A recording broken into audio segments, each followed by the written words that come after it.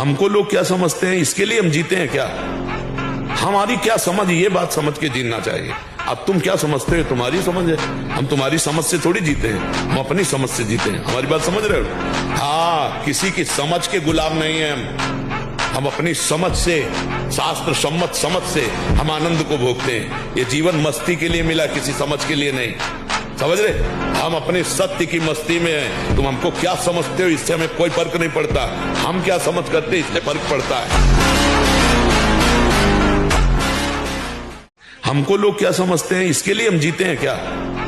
हमारी क्या समझ, ये बात समझ के जीना चाहिए। अब तुम क्या समझते हो, तुम्हारी समझ है।